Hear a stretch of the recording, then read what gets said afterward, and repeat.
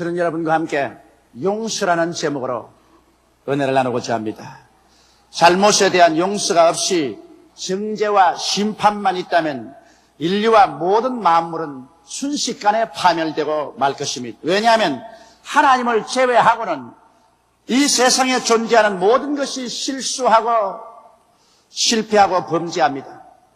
실수와 실패 및 범죄는 용서라는 은혜를 통하여 치료받고 재생의 영광을 얻게 되는 것입니다. 여러분, 우리 주위 환경을 살펴볼 때 자연 만물은 상처를 입으면 곧장 용서하고 치료하고 그리고 재생의 영광을 허락합니다. 여러분의 폭풍 후 겨울의 눈사태 혹은 화마가 핥히고 간 산과 들일지라도 자연은 또다시 이런 모를 들풀과 아름다운 꽃들과 나무들로 옷 입혀 용서와 치료의 과정을 걷습니다. 만일 자연이 입은 상처에 대해서 분노를 느끼고 그를 용서하고 치료하지 않는다면 산과 들은 불긋게 벗어지고 말 것입니다. 이 땅은 살 수 없는 처소가 되어버리고 말 것입니다. 우리들의 육체의 건강을 보아도 용서와 치료가 언제나 함께 있다는 것을 알 수 있습니다. 일생을 통하여 혹은 과로로 혹은 과식으로 또는 불의의 사고로 상처를 입더라도 몸은 그것을 즉시로 용서하고 곧장 치료와 회복의 과정을 밟기 시작합니다. 이처럼 용서와 치료는 삶과 존재를 계속하기 위해서 필연적으로 있어야만 하는 것입니다. 용서가 없고 그에 따르는 치료가 없으면 이 세상의 모든 존재는 파멸되어 버리고 마는 것입니다.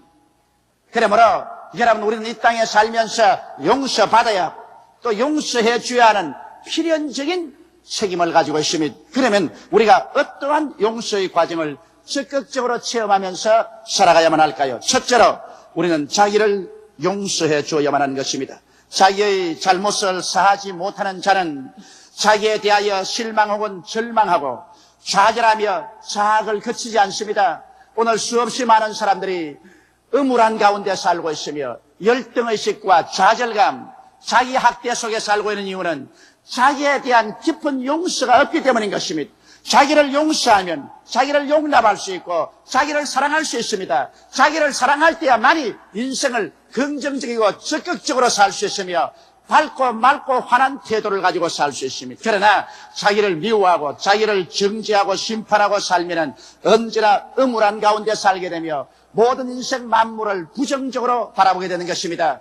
나는 어떤 의사 한 사람이 환자를 돌보다가 본의 아니게 환자를 죽이고 말았었습니다. 그는 실제로 환자를 죽이려고 해서 죽인 것이 아니라 진단을 잘못해서 그 환자가 생명을 잃기 전에 투약을 하지 못하기 때문인 것입니다. 그러나 이 사람은 그것으로 말미암아 깊은 충격을 받았었습니다. 그러고 난 다음 자기를 용서할 수가 없었습니다. 자기는 의사의 자격이 없다. 자기는 이 이상 더 이제는 환자를 돌볼 아무런 능력이 없다고 생각했었습니다. 자기를 정죄했습니다. 심판했습니다. 자기를 박대하고 좌절감에 빠졌습니다. 그때로부터 식음을 전폐하고 심상에 들어 누워버렸었습니다. 가족들도 만나지 않고 사람들과 대화도 하지 않습니다. 눈은 충혈되어 시뻘겋게 되어 있습니다. 아무도 그를 도와줄 수가 없었습니다. 그러나 그의 조카가 예수를 잘 믿는 분인데 아저씨 곁에 가서 끊임없이 기도를 해주었습니다. 그러고 난 다음 아저씨에게 성경 말씀을 들려주었습니다. 얼마나 비참한 죄악 가운데 떨어진 인생도 하나님께서 그 아들 예수님을 보내셔서 그 죄를 대신 짊어지고 십자가에서 몸짓고 피 흘려 죽으셨다는 것을 설명해 주었습니다. 그래서 예수님의 용서를 받아들이지 않은 것도 무서운 교만이라고 설명을 해 주었습니다. 그는 점점 그 조카 딸의 전도를 듣고 하나님 말씀을 읽기 시작하고 그 마음이 깨어졌었습니다. 그래서 그는 예수님 앞에 자기의 실수와 죄악을 다 회개하고 난 다음 그 마음이 깨어져서 자기를 용서해 줄 수가 있었습니다. 자기를 용서하자 자기 스스로를 사랑할 수가 있었습니다. 그러자 그는 밝고 맑고 환한 인격을 다시 복구하고 그 다음 다시 병원에 나와서 주사기를 들고 환자를 돌볼 수가 있었습니다. 이와 같이 사람들은 이 세상에 살면서 자기를 용서한다는 것은 필연적인 사실로 꼭 있어야만 하는 것입니다. 일생을 통하여 여러분, 이 세상에 살면서 자기를 용서할 필요가 없는 사람은 아무도 없습니다. 가룟 유다는 자기를 용서하지 않았었습니다. 그런 예수를 은 30냥에 팔아먹고 그로 말미암아 다가온 깊은 정죄감과 고통 속에 몸부림쳤습니다만 기어코 자기를 용서하지 않고 자기에게 복수하고 말하시며 여러분 자기에 대한 절대적인 정죄는 자살입니다. 그래서 그는 목매어서 자살해버리고 말았습니다. 자기를 용서하기 위해서는 먼저 하나님께 깊은 용서를 체험해야만 되는 것입니다. 베드로 보십시오. 베드로는 예수 그리스도를 겟세마네 동산에서 버리고 도망쳤습니다.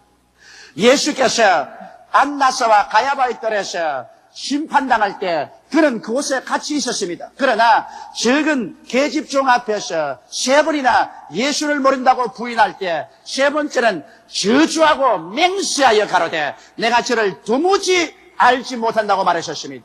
그때 상처투성이의 예수께서 고개를 돌려 베드로를 보았습니다.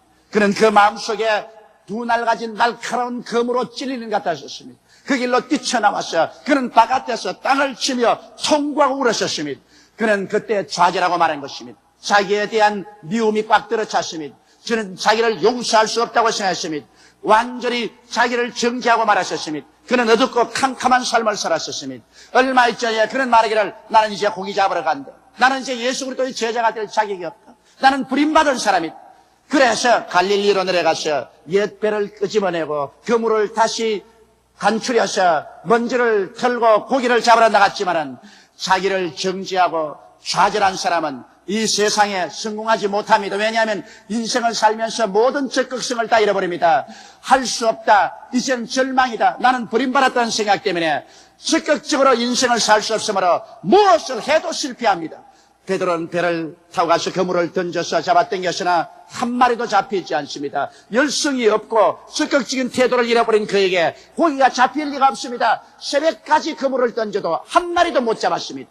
새벽 안개가 갈릴리 해변을 잔뜩 덮었을 때 그 안개 건너편에서 예수님이 서서 말씀했습니다. 얘들아 무엇이 있느냐? 아무것도 잡은 것이 없습니다. 배 오른편에 그물을 던져보라. 오른편에 그물을 던지니 고기가 많이 애워져 그물이 찢어지는지라 요한이 말하기를 예수님이시다라고 말했습니다. 베드로는 예수님을 바로 만날 체면이 없었습니다. 그는 자기 스스로가 무자격자로 심판하고 말았기 때문입니다. 그래서 그 찬 바닷물에 뛰어들어가서 그는 헤엄을 치고 나왔었습니다. 그리고 온몸이 물에 적신 대로 예수님 앞에 섰습니다. 제 아들이 다 나오자 예수님은 이미 불을 지펴놓으시고 떡을 구우시고 생선을 구워서 제 아들을 배불리 먹이셨습니다. 그러고 난 다음에 이제 베드로를 용서하는 과정을 예수님이 가졌었습니다. 예수님께서 베드로를 보시고 하신 말씀이 베드로야 이 모든 사람보다 너는 나를 더 사랑하느냐? 베드로가 말하기를 주여 내가 주를 사랑하나이다. 베드로는 어린 양을 먹이라고 말했었습니다. 그 다음 또 예수님께서는 베드로야 이 모든 사람보다 나를 더 사랑하느냐? 베드로가 주여 내가 그러하외다. 그러면 내 양을 치라고 하셨습니다. 그 다음 예수님께서 또다시 세 번째 베드로야 너희가 이 모든 사람보다 나를 사랑하냐고 말씀하시므로 베드로가 마음에 심히 근심하고 두려워하면서 주여 내가 주를 사랑하는 줄 주께서 아시나이다. 대답하자 주님께서 내 양을 먹이라고 말했습니다. 용서하지 않은 사람에게 주님께서 양을 먹인다는 중대한 책임을 지울 리가 만무합니다. 이 말은 내가 이제 너를 용서하고 너를 다시 복구시켜서 제자로 불러서 내 양을 책임지운다는 것입니다. 그리고 주님께서 일어나 나를 따르라고 말하셨습니다. 예수님에게 베드로는 용서를 받자 그 마음속에 깊은 치료가 다가왔습니다. 베드로는 자기를 용서할 수가 있었습니다. 자기를 용납할 수가 있고 자기를 사랑할 수가 있었습니다. 그러므로 베드로는 힘차게 일어나서 다시 그 인격이 밝고 맑고 환하며 긍정적이고 적극적인 사람으로 변화를 받게 된 것입니다. 여러분 자기 혐오에 빠져 허덕일 때 하나님 앞에 회개하고 깊이 용서를 받으면 자기를 용서할 힘이 생기고 인격의 심층에서 치료가 다가오게 되는 것입니다. 오늘 그러므로 자기를 용서하지 않은 사람은 이 세상에서 아무것도 할 수가 없습니다. 무엇보다도 자기의 영혼의 가장 깊은 곳에 치료를 받고 자기를 사랑하기 위해서는 여러분 십자가 앞에 나와서 여러분의 모든 잘못을 다 회개하고 십자가에서 넘쳐나는 그리스도의 사랑을 받아들이고 하나님의 용서를 받아들여서 용서받고 그 다음 자기 자신을 용서하고 자기를 용납하고 자기를 사랑하는 여러분이 되시기를 주님 이름으로 축원합니다. 그럴 때 우리는 이 세상에 자기와 자기 운명을 사랑하고 행복하게 살아갈 수 있는 것입니다. 둘째로 우리가 해야 될 일은 이웃을 용서해야만 되는 것입니다. 이웃을 용서하지 못하고 이웃을 심판하고 정죄하는 사람은 위선자입니다. 왜냐하면 사람은 자기가 죄가 많고 용서받지 못할 감추인 죄가 있으면 있을수록 더 신랄하게 무섭게 이웃을 심판하고 정죄하게 되는 것입니다. 옛말에 종이 종을 부리면 촛대뼈를 뿌려놓는단 말이 있습니다.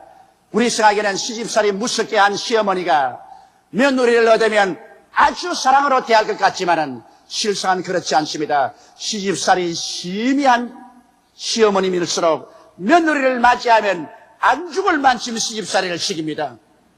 그것이 사람의 심리적인 환경입니다.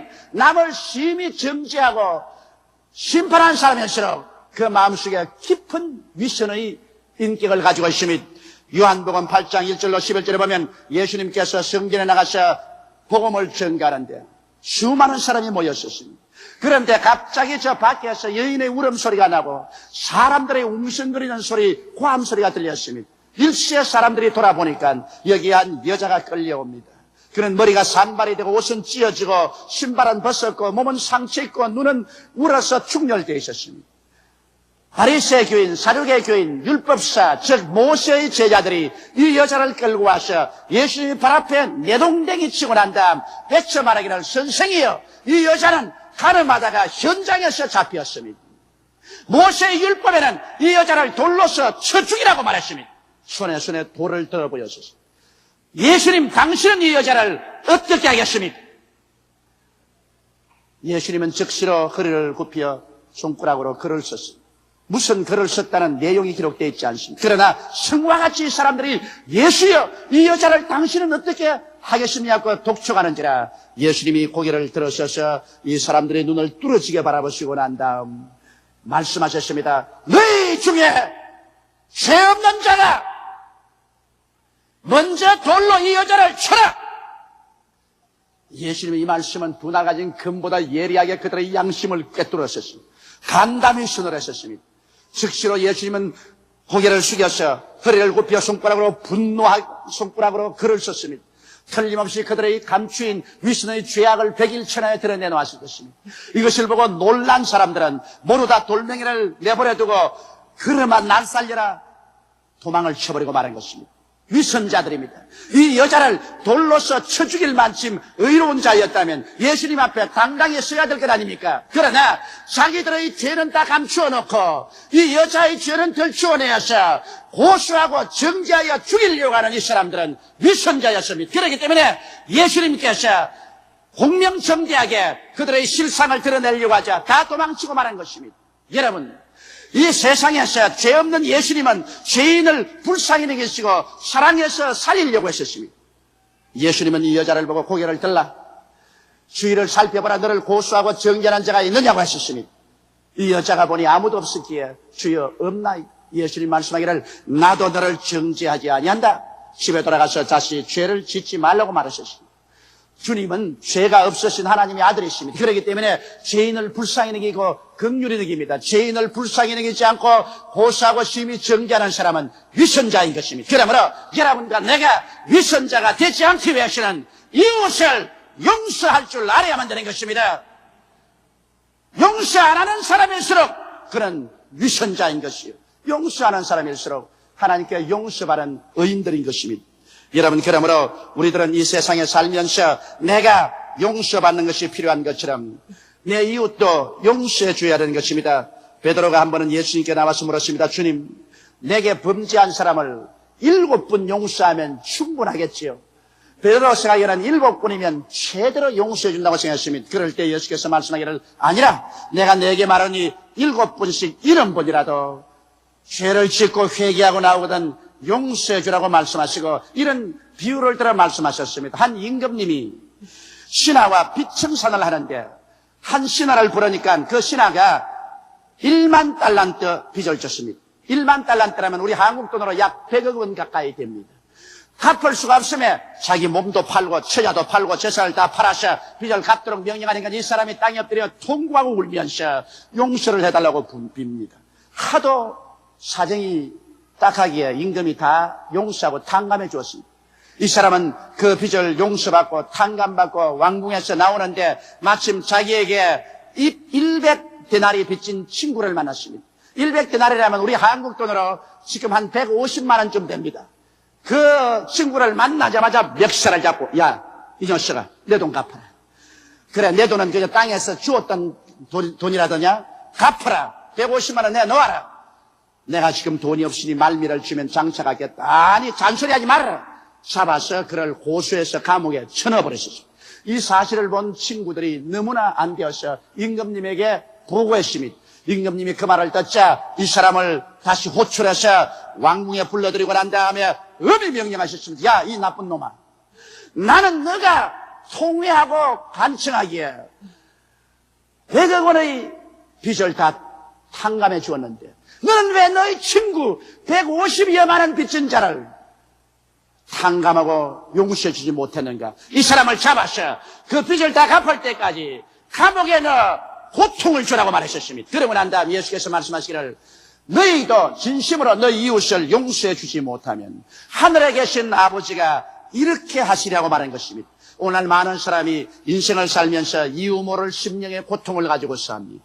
혹은 가정의 고통이 끊어지지 않습니다. 육체 질병과 고통이 끊어지지 않고 생활의 여러 가지 시험과 고통이 끊어지지 않은 사람은 혹시 여러분 원한을 품고 이웃의 죄를 용서해 주지 아니하므로 하나님께 심판을 받고 있지 않은가 생각해 봐야 될 것인 것입니다. 우리가 하나님께 나갈 때는 반드시 이웃의 죄를 용서하고 써야만 되는 것입니다. 성경에는 우리가 우리에게 죄 지은 자를 사하여 준 것 같이 우리의 죄를 사하여 달라고 기도하라고 말하셨습니다.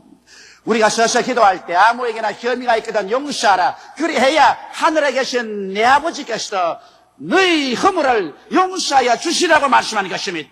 이러므로 우리가 병들었으면 안수기도 받기 전에 너희 죄를 서로 구하며 병 낫기를 위하여 기도하라. 의인의 간구는 역사하는 힘이 많다고 했으므로 서로 죄를 구하고 용서해 주고 난 다음에 하나님께 서서 기도할 때 우리의 기도가 효과를 발생한다고 성경은 말씀하고 있는 것입니다.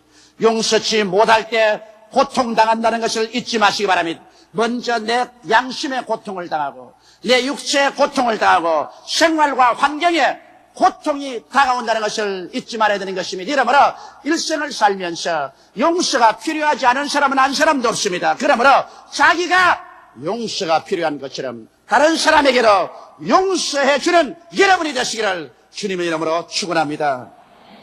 셋째로 용서에 대한 우리 하나님의 뜻을 알아봐야 되겠습니다. 여러분, 하나님께서는 용서하는 것이 아버지의 뜻입니다.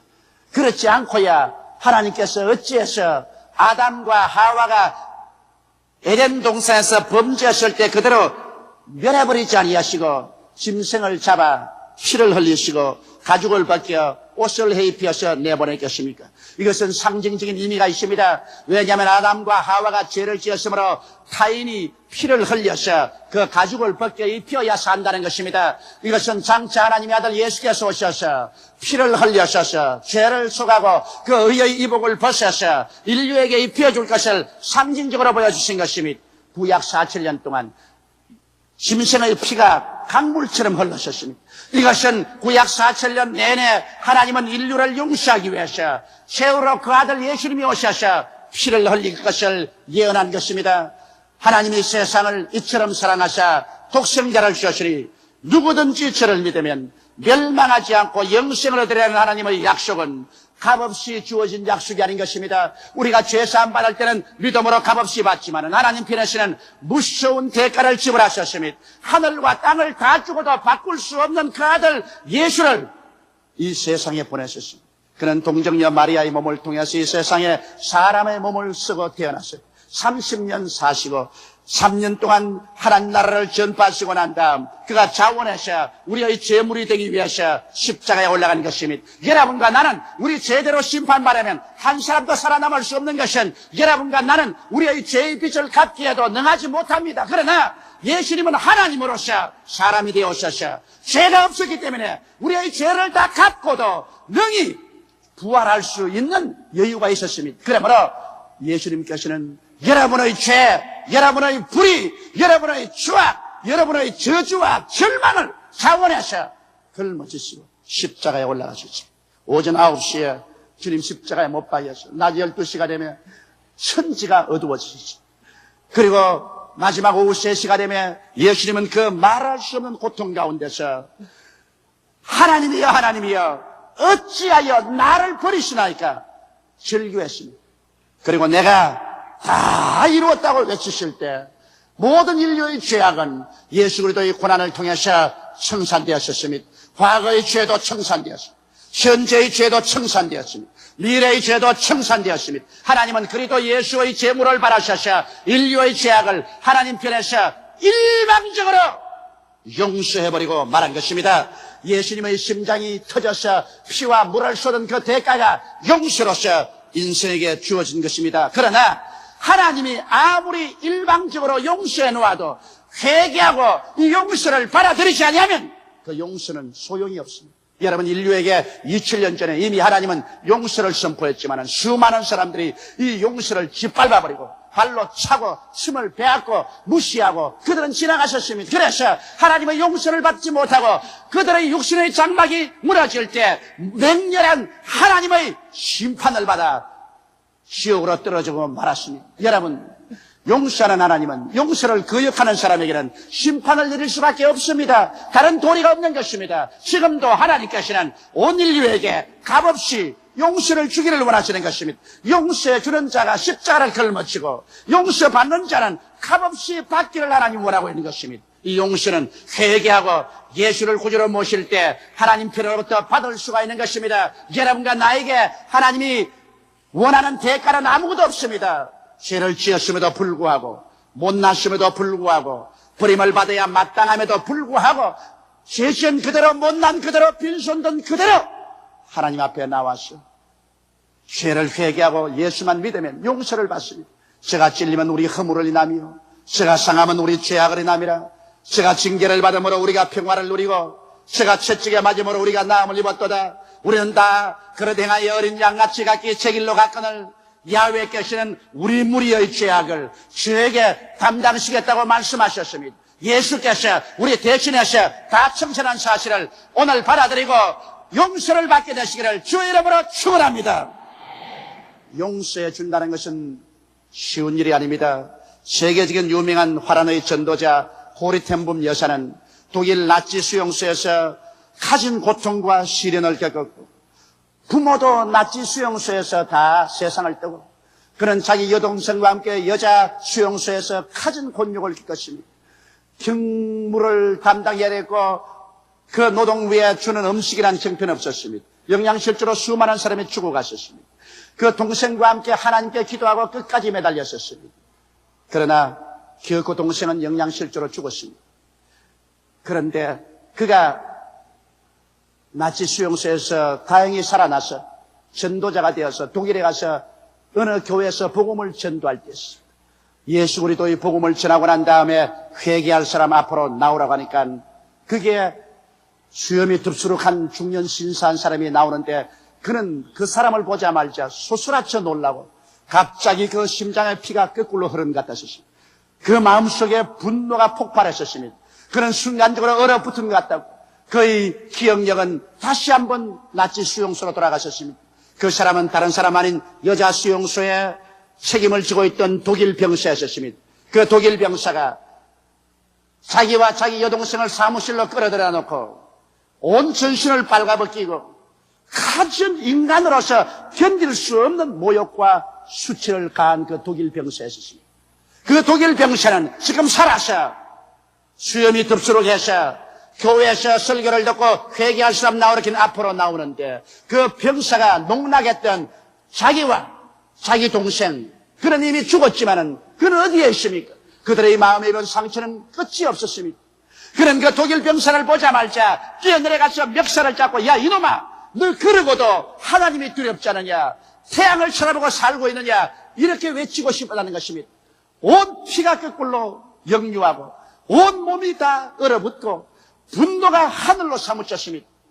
그럴 때 주님께서 자기 마음속에 뚜렷이 말씀하더랍니다. 호리텐붐아 너를 빨가벗기고 너 동생과 함께 온갖 인간으로서 견딜 수 없는 수모를 주던 그 독일 사람이 지금은 민간인이 되어서 너 앞에 서서 회개하고 나오고 있는데요. 너 마음속에 그를 보고 분노하고 용서해 줄 마음이 생기지 않지. 그러나 용서해 주는 자가 십자가를 걸머진다. 나는 내가 지은 백성이 나를 버리고 나가셔 나를 향해서 모욕하고 침뱉고 온갖 흉악한 짓을 다할 때 내가 그들의 죄를 내가 짊어지고 십자가에 못 박였다. 나를 보는 사람들은 고개를 흔들며 침을 빼앗고 욕을 하며 성전을 헐고사 아래 짓는 자여 네가 하나님의 아들이면 십자가에서 내려오라 고함고함 쳤지만은 나는 그들을 위해서 용서를 빌어주었다. 용서해 주는 자가 십자가를 걸머지는 거다. 그러므로 네가 이 독일 사람을 용서해 줄 수 있다면 너는 나의 십자가의 고난에 동참하는 사람이 되는 것이다. 너희 사람을 용서해 주어야만 한다. 고르텐붐 여사는 그 앞에 나온 독일 남자는 자기가 모욕을 가한 그 여자가 지금 부흥사가 되어 와 있다는 것을 몰랐었습니다. 고르텐붐 여사는 손을 내밀었다고 하는 것입니다. 그는 그 독일 사람의 손을 잡고 형제여 하나님이 당신을 사랑합니다. 나는 당신을 용서합니다. 예수께서 당신을 위해서 십자가에 못 박아 죽으셨으니 내가 당신을 정죄할 수 없습니다. 당신을 위해서 기도합니다고 그가 기도해 줄 때 그의 온 혈관 속에 그리스도의 사랑이 불길처럼 타오르더라는 것입니다. 하나님의 사랑이 마치 바다의 파도처럼 그 영혼 속에 사무쳐 오더라는 것입니다. 그는 그곳에서 한없이 울고 통곡하며 예수께서 우리를 위해서 얼마나 큰 모욕을 참으시고 얼마나 큰 슬픔을 참으시고 십자가를 걸머졌다는 것을 만분지일이라도 체험할 수 있다는 것입니다. 그래서 그 독일 사람을 용서하고 그가 그 예배를 마치고 나올 때 진실로 그리스도의 사랑을 조금이라도 뼛속까지 느끼며 체험할 수 있다는 이런 간증을 기록한 것을 제가 읽어보았었습니다. 여러분, 이 세상에는 용서받는 사람이 대가를 지불해야 될 것 같지만은 그렇지 않습니다. 용서해 주는 사람이 자기가 상처를 입고 짓밟히고 모욕을 당했음에도 불구하고 그 상처를 참고서 용서해 주는 것입니다. 그러므로 용서해 주는 사람은 십자가를 걸머지지 않고는 용서할 수 없습니다. 그러나 십자가를 지고 용서하는 사람은 진실로 예수 그리스도의 사랑에 참여하는 사람이 되는 것입니다. 이러므로 오늘 이 시간에 십자가를 걸머지고 남편을 용서해 주십시오. 십자가를 걸머지고 아내를 용서해 주십시오. 십자가를 걸머지고 부모를 용서하십시오. 자식을 용서하십시오.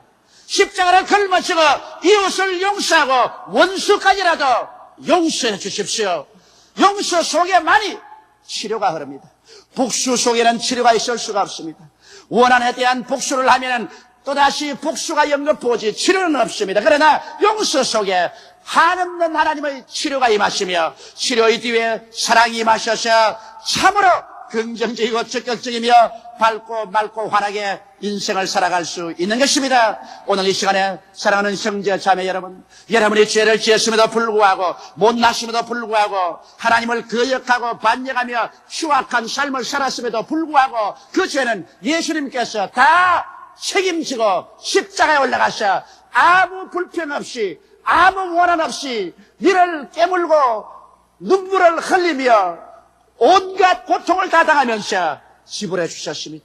예수님께서 지불하신 그 은혜는 우리가 이 세상에서 인간의 생각으로 측량할 수 없을 것입니다. 천국에 올라가셔 억금만년이 지나도록 주님께 감사해도 그 감사를 다하지 못할 것입니다. 예수님께서 그 고통을 통해서 여러분의 죄를 다 청산해주고 이제는 용서를 선언했습니다. 수고하고 무거운 짐진 자들은 다 내게로 오라. 내가 너희를 쉬게 하겠다고 말씀하고 있습니다. 이러므로 오늘 이 시간 고집 부리지 말고 우리 회개하십시다. 그리고 하나님 앞에 나가서 하나님 내게 베풀어 주신 용서를 받아들입니다.